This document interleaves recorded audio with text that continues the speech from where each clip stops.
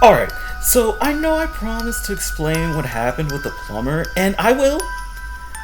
I'll get to that, but first I need to let off some steam about a more recent incident because, well, it ended up with me burying my roommate in the empty lot behind my local Denny's. Look, I know that sounds bad, but listen. When you're living with a haunted doll named Shitwaffle as a roommate, there are bound to be rough patches in the relationship. Our issue started in the first few hours of the new year.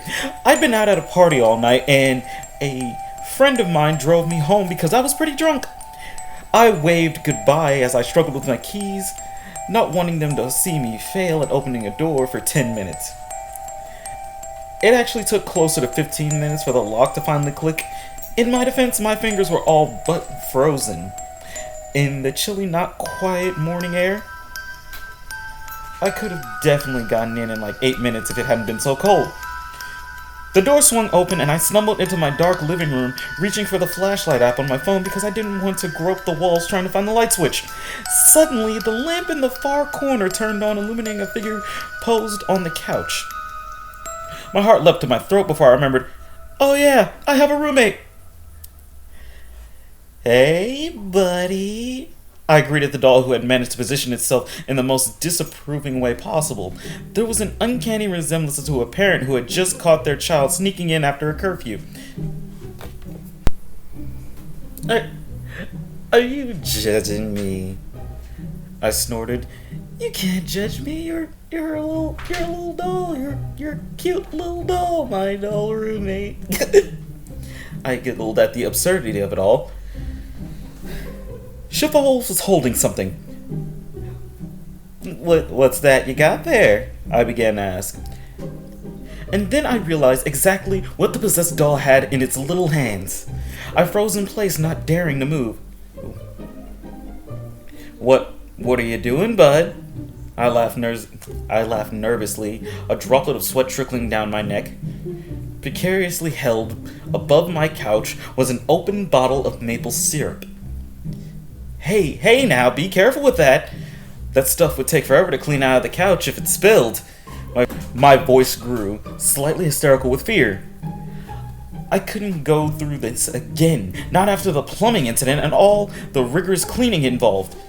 Shitwaffle threw me a challenging look with its beady little eyes and tilted the bottle slightly so a single bead of dark orange liquid formed in the rim of the container. You monster, I whispered hoarsely. I should have known you were evil. I should have. The bottle tipped further, causing sticky droplets to slowly hit the fabric, one after the other. I staggered forward, slightly letting out a pained noise. No, please, no more, stop! I'm begging you, stop! I'll do anything, just don't get any more of that shit on the couch!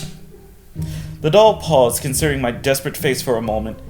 I hoped I'd gotten through to it.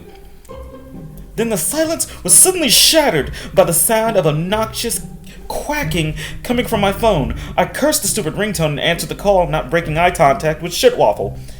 It was my friend Peter, still sounding slightly drunk and wanting to know if I was still at the party. No, I'm at home, I replied slowly, still staring at the bottle of maple syrup. Peter must have heard the barely restrained fear in my voice because he suddenly sounded a lot more sober. Are you alright? He asked, concerned. There's a situation that I'm trying to deal with. Can I call you back later?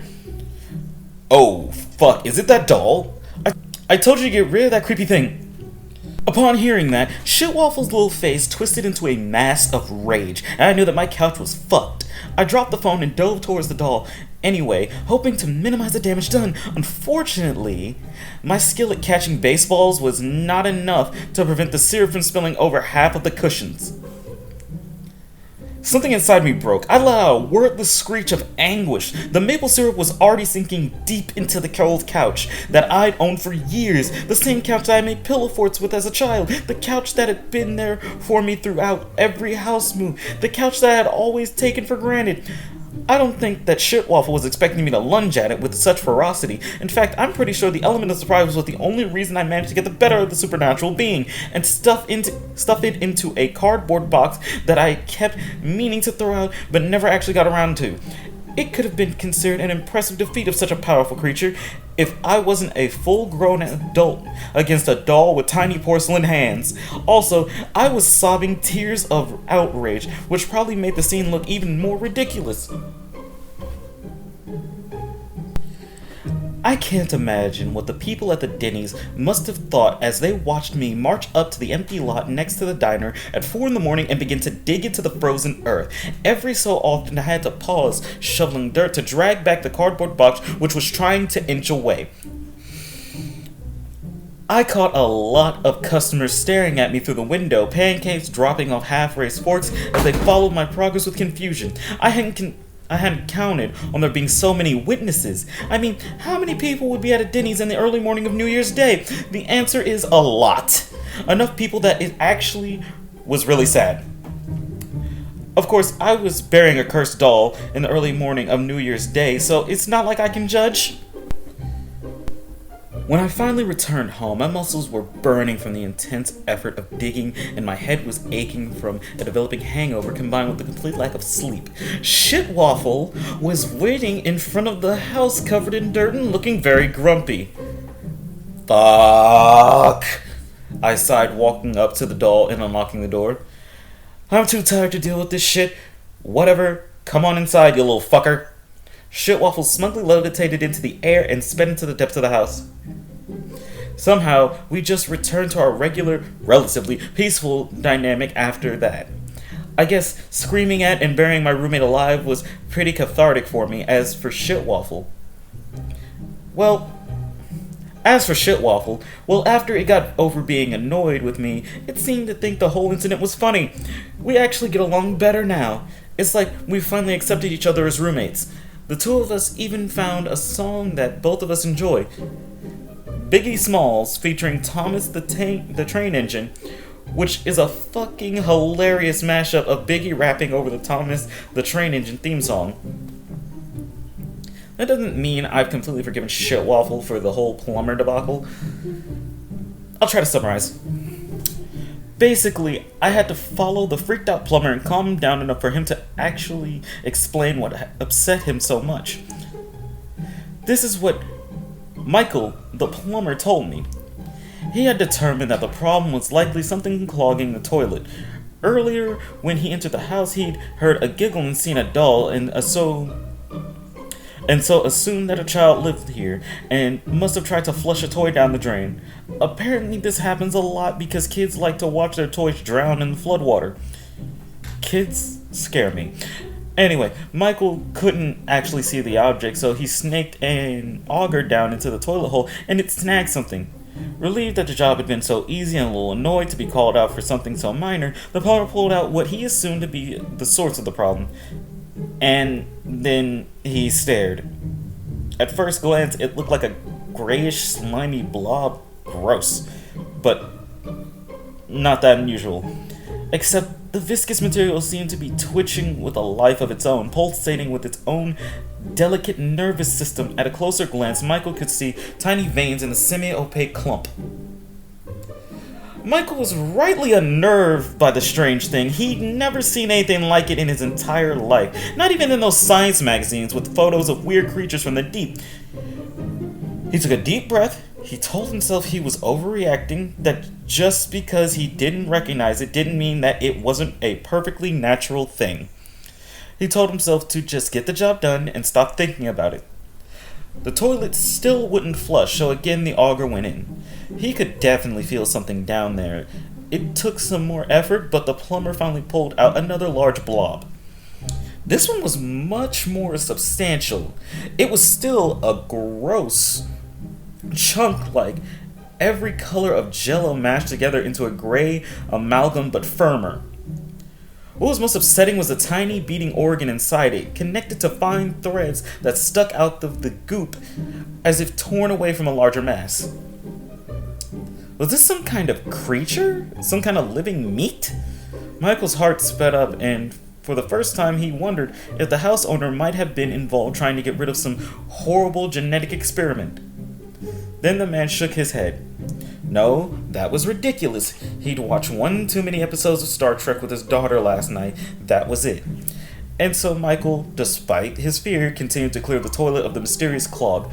Oddly, as the pile of gray organisms removed became larger and larger, the plumber began to imagine the outlet of the toilet released into a much wider space than it should have.